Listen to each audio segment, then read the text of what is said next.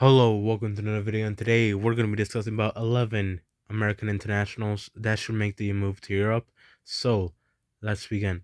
So, obviously, last video I made a video about 9 USMNT players that should get a move back to the MLS. But right now, we're going to make a video of 11 USMNT players that should go to Europe. These aren't necessarily our players that are in Major League Soccer. There's only about one player from South America that's good that's gonna be in this video, and you guys are pretty much sure who it is by now, but you guys will later find out. Let's go to this video. Let's start off strong with Jesus Ferreira. Jesus Ferreira right now is 22 years old, and I do believe if he wants to become a better player, he obviously needs to get out of Major League Soccer. I'm sorry, but Jesus Ferreira, when he has been playing for the national team, I've been finding out that he does struggle with physicality and with the pace that the USMNT does play with. And if he wants to become a future striker with us for this national team, he has to make that move to Europe. Like it's as obvious as day. Like Jesus Ferreira right now is kind of just like a connector type player, and he only scores tap-ins. In the MLS Cup playoffs, he missed a very easy chance against Minnesota United. Like if that kind of does show you that Jesus Ferreira, although he has improved a lot, he kind of does need this transfer to Europe. Like if you like, there's gonna be a new manager. I'm pretty much sure.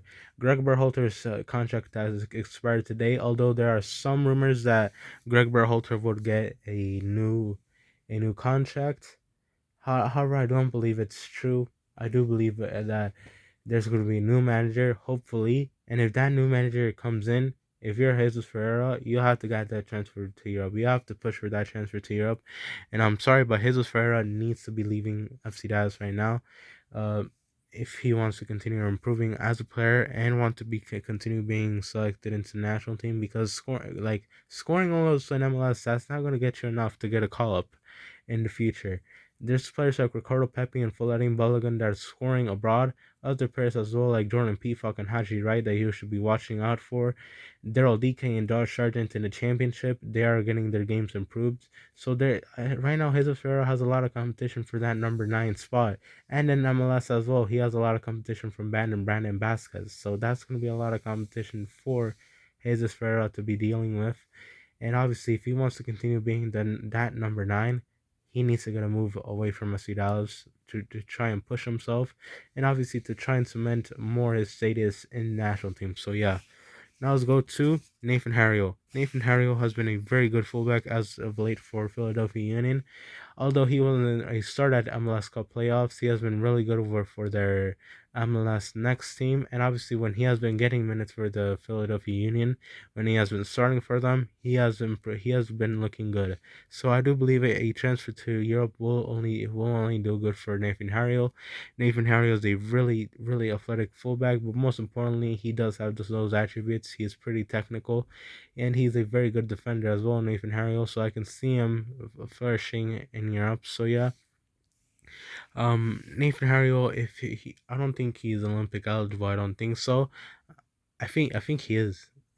Nathan Hario, yes, he is Olympic eligible. So if he wants to become a part of the Olympics roster, obviously he's gonna have competition for who's from the U20s. Martin Cuevas, Keenan Pierre. Those are two guys that will be fiercely competing against him. Brian Reynolds and Joe Scally as well. So if he wants to be part of the Olympics, he needs to be in Europe. And obviously, obviously in the senior team, there's obviously Serginho Dest who's there. So obviously he has a lot of competition. So if he wants to make a future push for the national team, he has to get that transfer to abroad to Europe. So yeah, now let's go to John Tolkien. John Tolkien right now is one of the best fullbacks in MLS.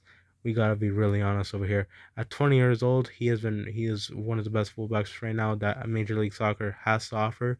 So if there's going to be an appropriate time for John Tolkien to get that move abroad, it is right now. John Tolkien has to get that move to abroad right now. Uh, for me, I can see John Tolkien possibly playing in the Belgian league, And obviously John Tolkien, I just don't see him. I see him as a guy that can actually start for the national team in the future. Obviously, he's going to face a lot of competition from guys like Caleb Wiley and Jonathan Gomez, but I do see John Tolkien being one of those potential starters for the national team in the future. But if he wants to become that, he needs to get that move abroad this January transfer window. He just needs to get out of Major League Soccer so he can continue to improve his game. So yeah, now let's go to his teammates, which is going to be Daniel Edelman. Daniel Edelman is 19 years old, and right now he is He is a starter right now at the New York Red Bulls. So right now, if he wants to continue growing as a player, I do believe he needs to get that transfer to Europe right now. Obviously he is not dominating Major League Soccer, but most of our guys that are growing in their games, they leave Major League Soccer as probably as soon as they become a starter for their club.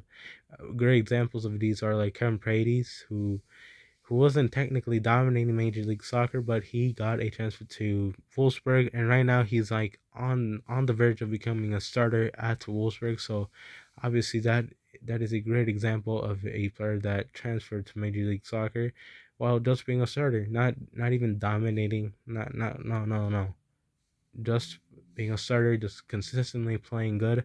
So obviously right now, if he wants to become and continue to grow his game, I do think he needs to go to transfers abroad, and I do see him playing in the Austrian league maybe at New York at Salzburg, RB Salzburg. So obviously Daniel Edelman is a very good prospect. So now let's go to Aiden Morris, another prospect at the six.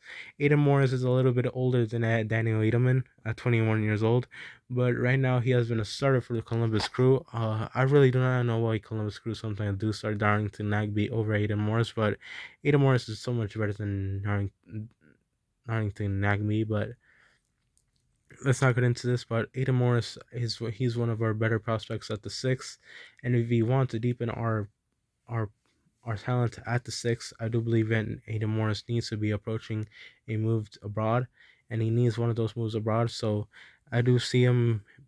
I do see him being a starter in a lower, like in the Belgian league type stuff. Uh, Austrian league, he can probably become a starter over there. I, for me, I prefer the Austrian league. In my opinion, I do see the Austrian league as a better option for Aiden Morris.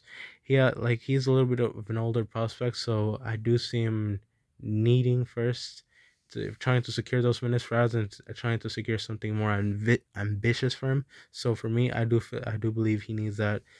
He needs to find something that can kind of be fitting him better. So obviously for me, a league like the Austrian League can benefit Aiden Morris in a way where he can get minutes and he can continue to grow his game. So yeah, now let's go to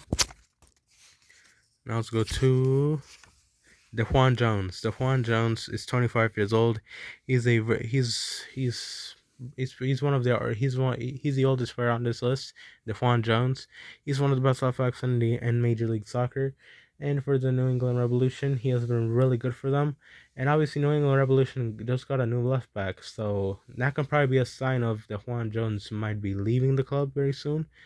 Hopefully, I do see the Juan Jones at least tries out to move to abroad. For me, if Juan Jones is a very good attacker, for me he probably shouldn't be a left back. Like I see his attacking output like very good, and I see that his attacking output is that good that he can probably transition into a winger. But obviously, we'll get to see that if he ever goes abroad to Europe, and I do believe he should be a pro. He should at least try it out because the last two seasons he was very good in Major League Soccer, especially that year with the New England Revolution won the Community Shield. He was very good, so at least try it out. The Juan Jones, he should at least try it and see if it works out. But if it does not work out, he can always get like for me. I think a loan move for a season can work out for him. And if it doesn't work, he can always come back to Major League Soccer. So obviously there's that. But I would at least like to see the Juan Jones trying out to move to Europe. So yeah. Now let's go to Keenan Pierre. Keenan Pierre is one of the more he's one of how can I say this? He's one of the more players that haven't established themselves in Major League Soccer. He hasn't been starting much for Sporting Kansas City, but when he has been getting minutes, he has been playing very good. Um, for me, this season, Keenan Pierre has looked better than Graham Susie in a lot of games. If I were Graham Susie, for me, if Keenan Pierre were to stay one more season of Sporting Kansas City, I do believe he'll be a starter over there. Graham Susie's a player that's going on the downhill, and Keenan Pierre's a player that's going up the on the uphill. So obviously, for me, Keenan Pierre would eventually become a starter in Major League Soccer with Sporting Kansas City, especially with a very old fullback in Graham Susie. Um, Keenan Pierre needs to be starting. If I'm sorry, it's just that is it. Um, although he hasn't been starting much, I do see him as a very promising fullback. And obviously, if any European club does try to get a move for him, maybe like a type of Gaga Sonina deal where they sign him and then they just let him stay for the club for one more year. That will maybe work out for the best. Keenan Pierre is a very promising fullback, and I do see him being our U20 right back alongside Marito Cuevas in this upcoming U20 World Cup. So yeah, I do see him, Keenan Pierre, as being part of our big plans. So in the future, so obviously our U20 groups are getting better and better by the years. That's one of the things I'm seeing very recently. Uh, I believe if our U20 World Cup team from 2019 were to play this U20 team, I do believe that this U20 World Cup team would beat that U20 group. So obviously there's a lot of players that are on the rise in this U20 group, and Keenan Pierre is one of them. So yeah. Leon Flack. Leon Flack has been very good for Philadelphia Union. This season that just passed, he was very good during the playoffs. He scored a goal against was it a, he scored a goal against FC Cincinnati, and he looked pretty good against NYCFC. And obviously he held his own against LAFC as well in that high scoring 3-3 game. Leon Flack has been very good for the Philadelphia Union these last 2 seasons, and I do believe that has earned him a transfer to Europe. He's a dual national with Germany, but I do see him. It's more realistic that Leon Flack chooses us over Germany. Let's be honest. He's probably not gonna even choose Germany. He's more accessible to us since obviously he is a Major League Soccer, and he probably Germany would probably not never select him, especially with guys like Joshua Kimmich that they have and Jamal Musiala. Those are two guys that he'll never get past them. Like let's be real over here. But obviously Leon Flack, for me, he can be one of our backup sixes to Tyler Adams. For me, I just listed a bunch of sixes during this video. Who apart from Leon Flack have I listed? I listed Aiden Morris and Daniel Edelman as other sixes. So obviously our number six problem is probably going to be solved in the next upcoming years with having a good backup for Tyler Adams, and I do believe these three can be good backups. There's going to be one more to go. So obviously there's going to be 4 sixes in this video. So obviously there's going to be a lot of competition very soon for that spot as well. So our spots are getting more competitive as well. So that, which is very good to see. So hopefully Leon Flack earns a move to Europe so he can get a better explanation, a better debate for himself to be that backup number 6 for Tyler Adams. So yeah. Now let's go to Brandon Vazquez. Brandon Vazquez has scored 18 goals and provided 8 assists in 33 in Major League Soccer games. That is impressive number, and obviously he has been getting offers from Belgium, and I do see him securing those offers from Belgium. If I were him, I'll probably take that. Like, you cannot be risking being on the bench for a Bundesliga team, being this old, being like one of the older players in this video. 24 years old. Obviously, if I were him, if I were getting moved to Europe, just secure minutes. Like, I don't like just secure those minutes, like, and later try to find something better. Like Jordan Peacock, he should probably go for a lower European team in a lower European league as well. like the Swiss League, but obviously go for something a bit better so it can develop his game. And I do see the Belgian League being a very good league for Brandon Vazquez, where he can score goals and obviously secure some minutes. He can at least start for Standard Liège, which is the team he has been rumored to. So obviously Brandon Vazquez, I do see him playing in a better league very soon. But for me, first go to Belgium, then maybe go for something bigger after that. So yeah. Now let's finish the video off with Johnny Cardoso. Johnny Cardoso was that player that from South America that I was talking to you about. At 21 years old, he has been a consistent starter for Internacional, and he's one of their best players right now. And obviously, he's a CDM and a center mid. But he mostly plays the six. And I do see him being with Tyler Adams in a double pivot. If we do switch if we switch from formations, I do see him playing over there with Tyler Adams. He's more of a connector. He's not really a destroyer, but he can create from the number 6 position, and he's a very creative player with the ball on his feet, and a very good dribbler as well. So obviously, he's a pretty good player. Johnny Cardoso has been getting offers from Roma and from many City A clubs.